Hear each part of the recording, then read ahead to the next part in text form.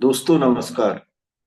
हम लोगों ने अपने पिछले दो वक्तव्यों के अंदर कार्ल मार्क्स के साथ जुड़े हुए अनेक पहलुओं को बताने का प्रयास किया था और यह स्थापित करने की कोशिश की थी कि कोई भी सामाजिक व्यवस्था जो शोषण और दमन को अभिव्यक्त करती है, जहां पर आर्थिक संसाधनों को केंद्र में रखकर संस्तरणात्मक व्यवस्थाएं होती हैं, उसके विश्लेषण के लिए कार्ल मार्क्स का अपना जो दृष्टिकोण है, वह दृष्टिकोण एक महत्वपूर्ण प्रयास के रूप में समाज विज्ञानों के अंदर उभरता है। यह बात भी हमने जानने की कोशिश की थी कि मार्क्स के चिंतन में ऐसी अनेक अवधारणाएं हैं जिन अवधारणाओं के अर्थ हम लोगों को आने चाहिए और तभी हम मार्क्स के विभिन्न पहलुओं को समझने की कोशिश कर सकते हैं। आज हम जिस मुद्दे पर बात करने वाले हैं वह मार्क्स के द्वंदात्मक भौतिकवाद के साथ जुड़ा हुआ है। इसके साथ साथ अगर समय रहा तो ऐतिहासिक द्वंदात्मक भौतिकवाद या द्वंदात्मक ऐतिहासिक भौतिकवाद, डायलेक्टिकल हिस्टोरिकल मेटलिज्म के भी कुछ पहलुओं को हम छूने की कोशिश करेंगे। मुझे लगता है कि मार्क्स की विभिन्न अवधारणाओं और सैद्धांतिक स्थापनाओं के लिए अभी हमें आगे कुछ और वक्तव्यों का सहारा लेना पड़ेगा।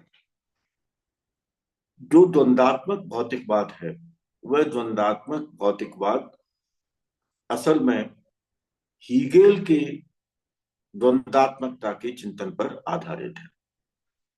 मार्क्स ने हीगेल की फिलॉसफी को काफी कुछ गहराई से पढ़ा।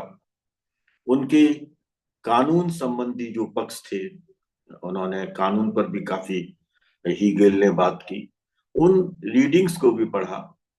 और मुझे लगता है कि अगर हम और विभिन्न पुस्तकों का सहारा लें जो कि एंथनी गिडिन्स ने लिखी हैं या L.A. कोजर ने लिखी हैं, तो ऐसा लगता है कि मार्क्स के ऊपर हीगेल के इस चिंतन के प्रभाव के अतिरिक्त कांट का भी प्रभाव था। और कांट के अध्ययन में जो ड्युअलिज्म हमको मिलता है, व्हाट इज और व्हाट ऑट टू बी के बीच में, उसे भी डायलेक्टिक्स के अंडरस्टैंडिंग के लिए इस्तेमाल किया जा सकता है। फीत्शे ने लॉजिक और ट्रुथ संबंधी जिन विशेषताओं की चर्चा की है, उन विशेषताओं को भी हम इसमें शामिल कर सकते हैं और सेंट साइमन के विचारों को भी इसके अंदर सम्मिलित किया जा सकता है। तो जो डायलेक्टिक्स की अवधारणा है, उस अवधारणा को हमें इन सब विचारकों की पृष्ठभूमि के साथ देखने की जरूरत है। विशेष रूप से हीगेल का, GF.W. हीगेल का जो अपना चिंतन है, उस चिंतन को हमें समझने का प्रयास करना चाहिए। 1770 से लेकर 1831 तक का हीगेल का अपना कार्यकाल है और जर्मनी के ये बहुत महत्वपूर्ण विचारक हैं। हम लोगों ने पिछली बार यह संकेत दिया था कि जो मार्क्स अपने प्रारंभिक दौर में यंग हीगेलियन थे और हीगेल से रिलेटेड जो जर्मनी के अंदर विभिन्न बौद्धिक ग्रुप्स थे, उन ग्रुप्स में हीगेल के विचारों को लेकर के चर्चा होती थी। असल में कुछ चीजें हमको समझ लेनी चाहिए डायलेक्टिक्स को लेकर। एक सबसे महत्वपूर्ण पक्ष तो ये समझना चाहिए कि डायलेक्टिक्स का जो की कंपोनेंट है, जो उसका सबसे महत्वपूर्ण या आधारभूत अवयव है, वह कंट्रोडिक्शन है। बिना कंट्रोडिक्शन को जाने हुए हम डायलेक्टिक्स की चर्चा नहीं कर सकते। और ये जो कंट्रोडिक्शन है, यह कंट्रोडिक्शन तीन पक्षों की तरफ इशारा करता है। कंट्रोडिक्शन कब शुरू होता है और कंट्रोडिक्शंस के परिणाम क्या होते हैं और कंट्रोडिक्शन से पहले की स्थिति क्या है। अगर हम डायलेक्टिक्स की पूरी प्रोसेस में सावधानी पूर्वक एंटर हो, तो हम ये कह सकते हैं कि कंट्रोडिक्शन की जो पहली स्टेज है, यानी प्री कंट्रोडिक्शन वाली स्टेज, वो यूनिटी की स्टेज है। उसमें कहीं एकजुटता है, उसके अंदर हम आपस में कहीं सहयोग और समन्वय की स्थिति को पाते हैं। लेकिन यह सहयोग और समन्वय धीरे धीरे अनेक आंतरिक और बाह्य कारकों के योगदान के कारण, या इस सहयोग की अपनी जो अपूर्णता की स्थिति है उसके कारण धीरे धीरे कॉन्फ्लिक्ट में कन्वर्ट होता चला जाता है, संघर्ष की स्थिति उत्पन्न होती है। आप ये भी कह सकते हैं कि संघर्ष की स्थिति मूर्त रूप ले इसके पहले ही तनाव की स्थिति उत्पन्न हो जाती है।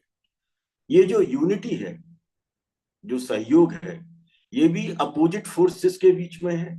और जब कन्फ्रंटेशन होता है, जब कॉन्फ्लिक्ट होता है, जब टेंशन होता है, तो वह भी इस तरह की जो अपोजिट फोर्सेज हैं उनके बीच में होता है। और परिणाम स्वरूप यह संघर्ष अंततः एक ऐसे रिजोल्यूशन को, एक ऐसी स्थिति को उत्पन्न करता है जो इससे आगे की विकसित स्थिति है, और वह विकसित स्थिति फिर से इसी तरह के सहयोग, संघर्ष और रिजोल्यूशन में बदलती चली जाती है। इसका मतलब ये हुआ कि अगर मार्क्सियन लॉजिक को केंद्र में रखा जाए, यानी डायलेक्टिक्स की प्रोसेस को केंद्र में रखा जाए, तो हम ये कह सकते हैं कि जो विकास की प्रक्रिया है, if you are interested in driving development, then this driving processes of development are product of that contradiction which expresses unity, confrontation and finally its resolution।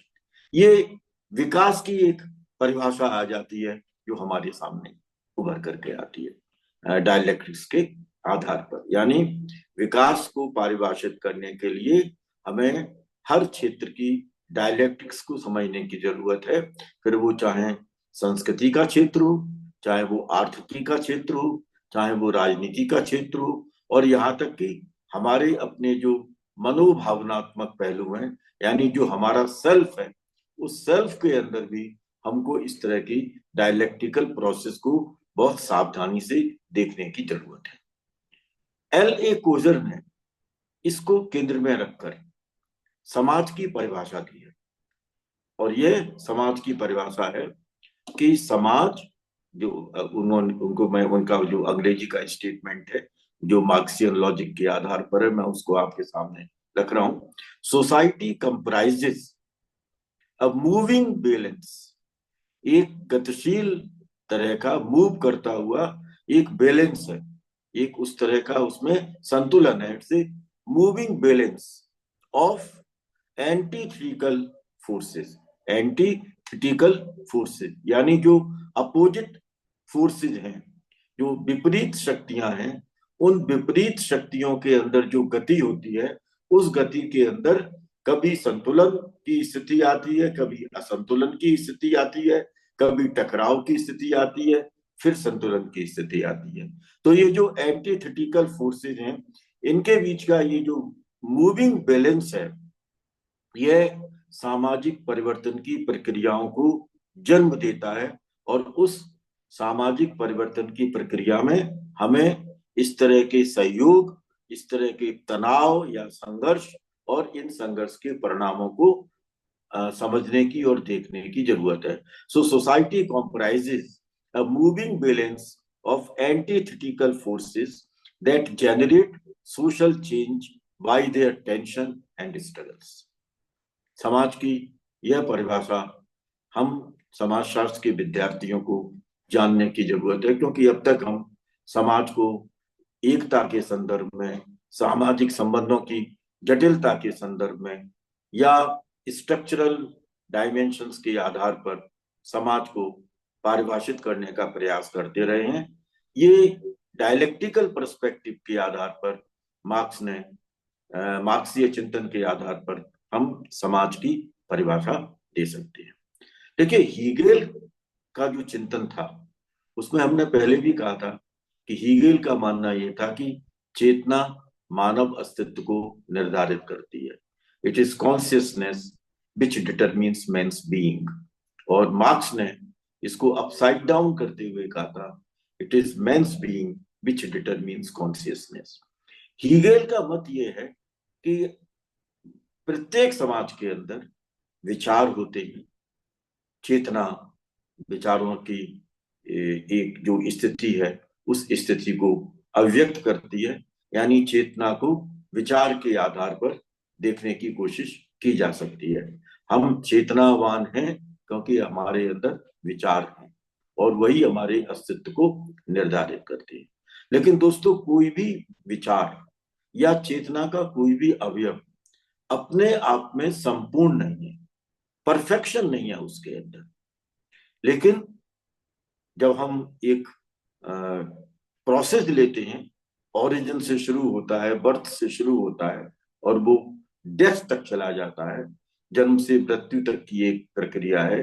ठीक इसी तरह से अगर हम विचारों के क्षेत्र में जाएं तो विचारों के क्षेत्र में भी इम्परफेक्शन से परफेक्शन की तरफ जाने की प्रक्रिया है। यानी हम अपने जो ऐसे विचार जो अपूर्ण हैं, जिनके अंदर कई तरह की विसंगतियां हो सकती हैं, उन विसंगतिपूर्ण विचारों की यात्रा से गुजरते हुए एक ऐसे अंतिम विचार पर पहुंचते हैं जिस अंतिम विचार को हम अल्टीमेट मानते हैं कि ये अंत है, जिसको हम कहते हैं कि ये एब्सोल्यूट है, संपूर्ण है, वही सत्य है और वही ईश्वर है। वही एक जिसको कहे कि वो, जिसको आप सोल कहते हैं, जो आत्मा, जिसको आप रिनंसिएशन की प्रोसेस के साथ जोड़ते हैं, मोक्ष की प्रक्रिया के साथ जोड़ते हैं। ये एक विचार की यानी चेतना की यात्रा है। तो जब चेतना अपने प्रारंभिक स्तर पर होती है तो वह अपने आप में पूर्ण नहीं है। अगर वह चीज पूर्ण नहीं है तो निश्चित रूप से आप ये मानिएगा कि उसके अंदर अपोजिट्स की यूनिटी है, उसके अंदर जो जो मतभेद हैं उन मतभेदों के मध्य की एकता है। अब यह एकता एक समय तक तो चलती है, इसको हम थीसिस की स्टेज कहते हैं, वाद की स्टेज कहते हैं। यानी ये एक तरह का कॉपरेशन है, एक तरह का सहयोग है, अलायंस है, कोऑर्डिनेशन है, कोई भी संज्ञा आप इसकी दे सकते हैं। लेकिन क्योंकि ये अपूर्ण है, यानी यूनिटी ऑफ अपोजिट्स है, तो एक स्तर पर जाकर के इनके मध्य में टकराहट होगी।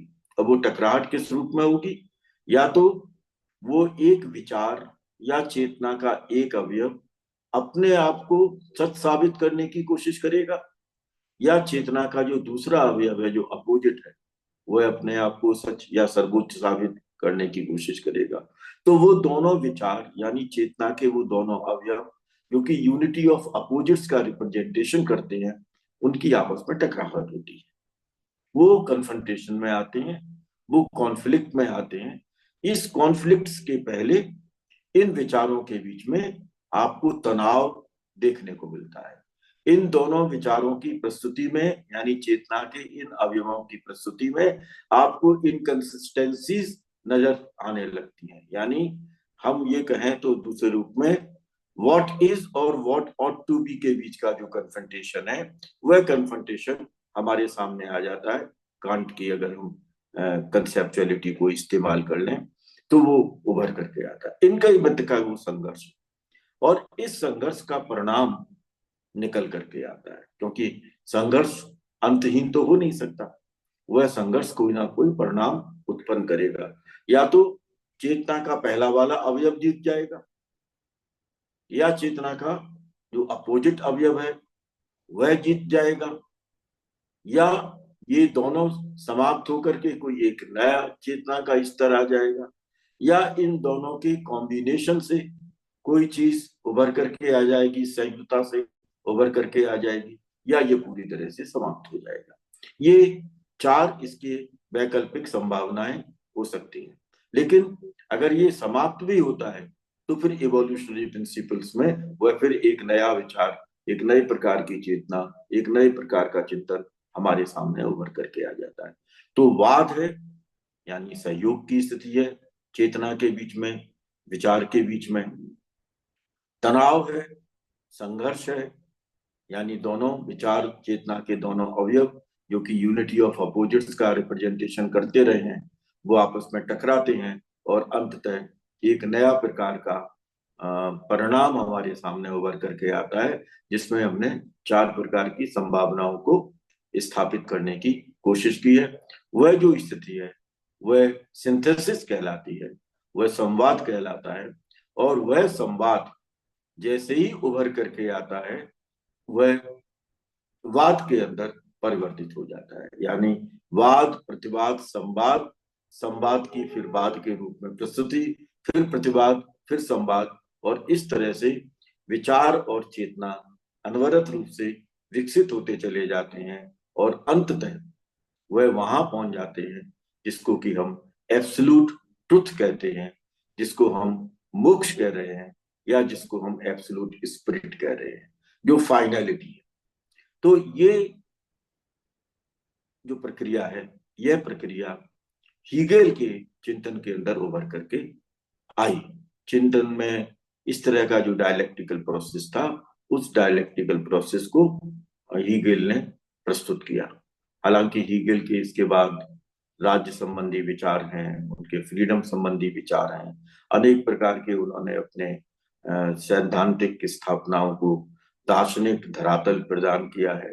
पर उन सब का अध्ययन अगर हम करेंगे तो हीगेल के बारे में हम बहुत सारी चीजें जान जाएंगे, जिसमें कहीं हीगेल हमको प्रेजुडिसेस का शिकार होते हुए नजर आते हैं, कहीं हीगेल के चिंतन में हमको किसी ना किसी तरह का एनलाइटनमेंट नजर आता है। ये हीगेल का पक्ष था, जिसको कि फिलोसॉफिकल डायलेक्टिक्स की संज्ञा दी जाती है। मार्क्स इस चिंतन को शुरू में अपने चेतना के अंदर शामिल करते हैं यंग हीगेलियन के रूप में, और उस ग्रुप के अंदर जो यंग हीगेलियन के ग्रुप थे, उसमें उनके अपने बहुत सारे जो विमर्श हैं, वे विमर्श और विवाद उभर करके आते हैं। अब एक स्तर पर मार्क्स को लगता है कि ये सारी चीजें जो कुछ बताई जा रही हैं, यह कहीं ना कहीं किसी, इसमें कोई स्ट्रक्चरल फ्लॉ है, इसमें कहीं कोई बहुत बड़ी कमी है, और वो कमी मार्क्स को नजर आने लगती है। और मार्क्स कहते हैं कि ये चिंतन करते हुए, अपना अध्ययन करते हुए, कि अगर आप विश्व इतिहास की समग्रता को जानने की कोशिश करें, if you are interested in understanding the whole world history, तब उस होल वर्ल्ड हिस्ट्री के अंदर आपको जो सबसे महत्वपूर्ण अवयव मिलेगा वो है creation of man by human labour, मानव श्रम के द्वारा मनुष्य का सृजन। यह मार्क्स के चिंतन का केंद्रीय आधार बन करके आता है। और ये जो आधार है ना दोस्तों, यह आधार हीगेल के चिंतन को बिल्कुल उलट करके रख देता है। अब इसका मतलब ये हुआ कि नॉन मेटलिस्टिक और फिलोसॉफिकल डायलेक्टिक्स जो कि हीगेल की थी, जिसको कि हम ये कह सकते हैं कि ये आइडियलिज्म का प्रस्तुतिकरण थी, उसको मार्क्स रिप्लेस करते हुए मेटलिस्टिक डायलेक्टिक्स को हमारे सामने प्रस्तुत करते हैं, भौतिक द्वंदात्मकता को हमारे सामने प्रस्तुत करते हैं। और उस भौतिक द्वंदात्मकता में वो ये चर्चा करते हैं कि जो सोशल बीइंग है, जो सामाजिक प्राणी है, जो हमारा अस्तित्व है, वह हमारी चेतना को सुनिश्चित करता है। सबसे पहले हमको अपनी मूलभूत आवश्यकताओं की पूर्ति चाहिए।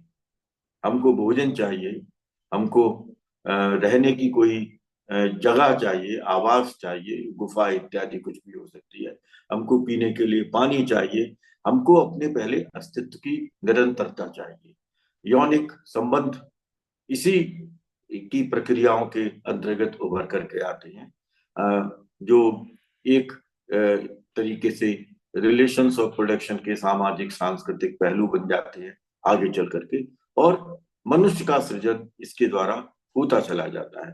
तो सोशल बीइंग शेप्स कॉन्शियसनेस।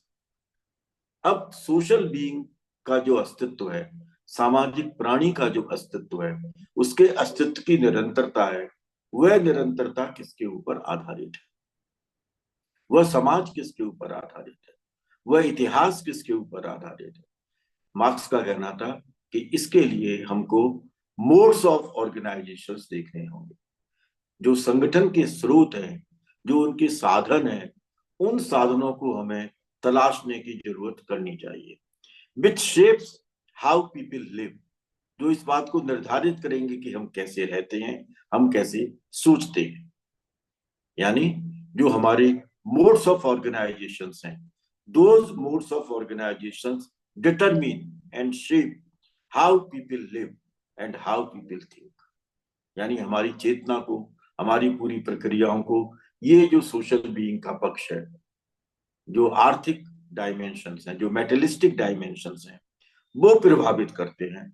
और ये जो मेटेलिस्टिक डायमेंशंस हैं, ये मेटेलिस्टिक डायमेंशंस अनवरत रूप से बदलते चले जाते हैं। There is a continuous process of change. All these modes of organisations which shape our thinking, which shape our patterns of living, they undergo the process of change continuously. And this continuous process of change is called history, जिसको कि हमने कहा था कि ये movie balance है। यानी इतिहास की विवेचना करने के लिए आपको मोड्स ऑफ ऑर्गेनाइजेशंस के अध्ययन में जाना पड़ेगा, मेटेलिस्टिक डायमेंशंस के अंदर जाना पड़ेगा। और इन मेटेलिस्टिक डायमेंशंस में हम लोगों ने बात की थी, मैं फिर एक बार उस बात को आपके सामने प्रस्तुत कर रहा हूं, जिसमें मीन्स ऑफ प्रोडक्शंस थे, उत्पादन के साधन थे। अब उत्पादन के साधन में हमने बात की थी कि लैंड है, लेबर है, कैपिटल है। और आज के संदर्भ में अगर हम चलते चले जाएं, और तो फिर इसमें कई तरह के टूल्स हैं, कई तरह के रॉ मटेरियल हैं, और ये सब मिलकर के क्या करते हैं? They produce something. ये किसी ना किसी चीज का उत्पादन करते हैं। तो उस उत्पादन की प्रक्रिया को समझने के लिए, यानी अगर मीन्स ऑफ प्रोडक्शन नहीं है, लैंड नहीं है, लेबर नहीं है, कैपिटल नहीं है, टूल्स नहीं है, रॉ मटेरियल नहीं है, और अगर आज के संदर्भ में थोड़ा सा आप लिबरल जो वामपंथ है उधर चले जाए, तो अगर आपके पास में रिलेटेड नॉलेज नहीं है, अगर आपके पास रिलेटेड टेक्नोलॉजी नहीं है, तो आप उन वस्तुओं को जिनसे कि आपकी आवश्यकताओं की पूर्ति हो सकती है, उनका आप उत्पादन नहीं कर सकते। तो ये मीन्स ऑफ प्रोडक्शन, इनको समझने की जरूरत है। तो पहला तो मीन्स ऑफ प्रोडक्शन। अब इसमें कहीं ना कहीं कंट्रोडिक्शंस आएंगे आगे चल करके। दूसरा, हम लोगों ने जिस कंसेप्ट को इसके लिए महत्वपूर्ण माना था, वो था फोर्सेज ऑफ प्रोडक्शन, उत्पादन की शक्तियां। अब इसमें क्या है, जो मीन्स ऑफ प्रोडक्शन है, यानी land, labour, capital, raw material, technology, अगर जितने भी पक्ष हैं, उन सब में उन सब का श्रम के साथ संबंध, यानी श्रम का भी श्रम के साथ संबंध, पूंजी का भी श्रम के साथ संबंध, टेक्नोलॉजी का भी श्रम के साथ संबंध, सब चीजों का श्रम के साथ संबंध होना चाहिए। यानी means of production in association और इन रिलेशन विद लेबर, उसके साथ उनका अपना संबंध होना चाहिए। अब इसमें क्या होता है कि जब मैंने कहा ना लेबर का लेबर के साथ, क्यों? इसमें भी चीजें आएंगी आपके पास में। आप किस तरह की टेक्नोलॉजी इस्तेमाल करते हैं, किस तरह का श्रम इस्तेमाल करते हैं, अपने शरीर के विभिन्न जो आपके अवयव हैं, उन अवयवों का आप कैसे इस्तेमाल करते हैं। एक बहुत सरल तरीके का उदाहरण आप ले लें, तो आप श्रम कर रहे हैं, आप कोई पत्थर उठा रहे हैं, आपको पत्थर उठाने के काम में लगा है। अब पत्थर उठाने के काम में आप अपने हाथों को टूल्स के रूप में इस्तेमाल कर रहे हैं। कभी आप दोनों हाथों से पत्थर उठाते हैं, फिर जब आप थक जाते हैं तो एक दाएं हाथ से उठाते हैं, फिर आप बाएं हाथ से उठाते हैं। अगर आपके हाथ में दर्द होने लगता है तो फिर आप उस दर्द को थोड़ा कम करने के लिए अपने हाथों की एक मैनुअल एक्सरसाइज करते हैं और फिर उस प्रक्रिया में लग जाते हैं। आपने अगर कंस्ट्रक्शन इंडस्ट्री के अंदर लेबर को काम करते हुए देखा होगा तो ये उसके लेबर विद द लेबर, इस तरह की रिलेशनशिप वहां पर उभर करके आते हैं। तो what type of technology you are using, what levels of technology you are using। आपकी मैनुअल टेक्नोलॉजी हो सकती है, आपकी अपनी जो मैनुअल लेबर से रिलेटेड वेराइटीज ऑफ स्किल्स जिनको आप डेवलप कर लेते हैं अपने इनोवेटिव एटीट्यूड के कारण, वो उसके अंदर आ जाते हैं। या जब आप मशीन बेस्ड टेक्नोलॉजी पर आ जाते हैं तो उसमें फिर दूसरा डायमेंशन इंक्लूड हो जाता है। तो इन सब से मिलकर के फोर्सेज ऑफ प्रोडक्शन हमारे सामने अस्तित्व में आते हैं। यानी जब हम फोर्सेज ऑफ प्रोडक्शन की बात करेंगे तो इसमें श्रम एक बहुत महत्वपूर्ण अवयव के रूप में हमारे सामने उभर करके आता है। बिना श्रम के फोर्सेज ऑफ प्रोडक्शन एकांगी हो सकते हैं या इनके अंदर इम्परफेक्शन आ सकता है। इसके बाद आता है रिलेशंस ऑफ प्रोडक्शन, उत्पादन के संबंध। अब उत्पादन के संबंध में जब आपने कहा land, labour, capital, technology, skill, knowledge इत्यादि इत्यादि, तो इसका ओनर कौन है, इनका स्वामित्व किसके पास में, इन मीन्स ऑफ प्रोडक्शन को डिप्लॉय करने वाला कौन है, और ये किस किस रूप में हमारे सामने उभर करके आ रहा है।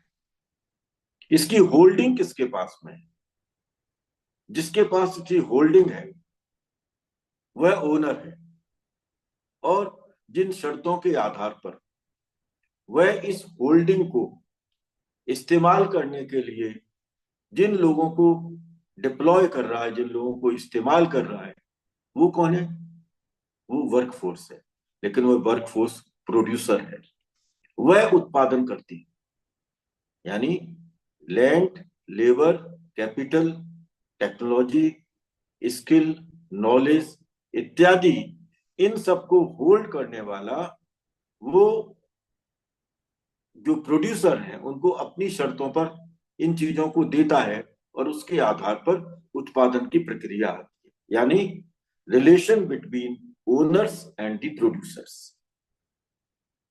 These dimensions constitute relations of production.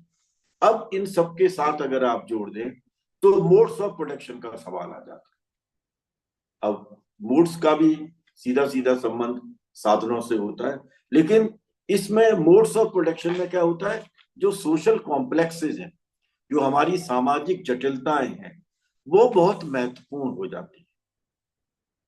वो सामाजिक जटिलताएं क्या करती हैं, वे सामाजिक जटिलताएं उत्पादन की शक्तियों को और उत्पादन के संबंधों को, इनके बीच के सहयोग को जन्म देती है, इनके बीच के रिलेशनशिप को जन्म देती है। यानी जिसको हम कह सकते हैं conjunction of the forces and relations of production. ये जो चीज हमारे पास में है, it is constituted by the social complexes. So social complexes which constitute the conjunction of the forces and relations of production, it constitutes modes of production। तो modes of production, relations of production, means of production and forces of production, ये बहुत महत्वपूर्ण dimension है जो हमारे सामने उभर करके आता है।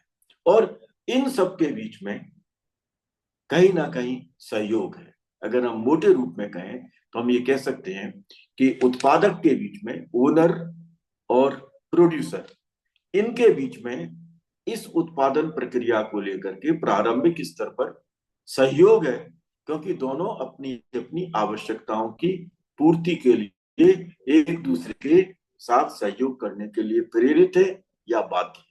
उत्पादन इसलिए चाहिए क्योंकि हम आवश्यकता की पूर्ति चाहते हैं, ओनर को प्रॉफिट भी चाहिए और अपनी आवश्यकताओं की पूर्ति के लिए उसके सहयोग की जरूरत है। यानी ये स्टेज ऑफ थीसिस है। लेकिन यह स्टेज ऑफ थीसिस बहुत लंबे समय तक कंटिन्यू नहीं करती है, क्योंकि इम्परफेक्शन है।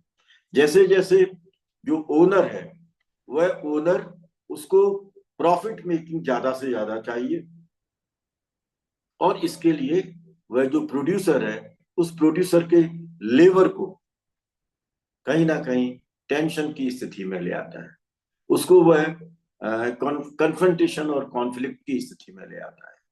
और ये जो एक तनाव है, यह जो संघर्ष है, यह एंटीथीसिस है, यानी confrontation between the owner and the producer. और ये सब, इन सब के बीच के डायलमा है जो मीन्स, मूड्स, रिलेशंस, फोर्सेस इत्यादि के बीच में उभर करके आ रहे हैं, और जो सोशल कॉम्प्लेक्स है, वह सोशल कॉम्प्लेक्स इसके अंदर योगदान कर रहा है। ये जो कन्फ्रंटेशन है, ये जो कॉन्फ्लिक्ट है, यह कॉन्फ्लिक्ट अंततः किसी ना किसी फॉर्म में रिजॉल्व होता है, और वह जो रिजोल्यूशन की स्थिति है, वह सिंथेसिस कहलाती है, संवाद की स्थिति कहलाती है। यानी मटेरियल फोर्सेस में होने वाले जो कन्फ्रंटेशन है, वे कन्फ्रंटेशन हम मार्क्स के इस मेटेरियलिस्टिक डायलेक्टिक्स के अंदर पाते हैं। और ये जो कन्फ्रंटेशन से उत्पन्न होने वाला, मैंने पहले भी कहा था कि पहला नेगेशन यानी थीसिस का नेगेशन एंटीथीसिस करती है, सिंथेसिस का नेगेशन थीसिस और एंटीथीसिस दोनों करते हैं, और इस तरह से ये नेगेशन टू नेगेशन का नियम बन जाता है। और इसके आधार पर हम दासता पर आधारित समाज, सामंतवाद पर आधारित समाज, पूंजीवाद पर आधारित समाज, फिर समाजवाद और साम्यवाद, यानी नॉन क्लास सोसाइटी से क्लास सोसाइटी, और फिर क्लासलेस सोसाइटी, इन सब का जो विकास है, जो इतिहास है, उस इतिहास का विश्लेषण इस तरह की द्वंदात्मकता के आधार पर कर सकते हैं। क्योंकि इतिहास का विश्लेषण किया है, इसलिए ये द्वंदात्मक ऐतिहासिक भौतिकवाद कहलाता है। आज हम अपने इस वक्तव्य को इसी स्तर पर समाप्त करते हैं। जब आगे का जो वक्तव्य होगा, उस वक्तव्य में हम क्लास स्ट्रक्चर्स इत्यादि की बात करेंगे। बहुत बहुत धन्यवाद।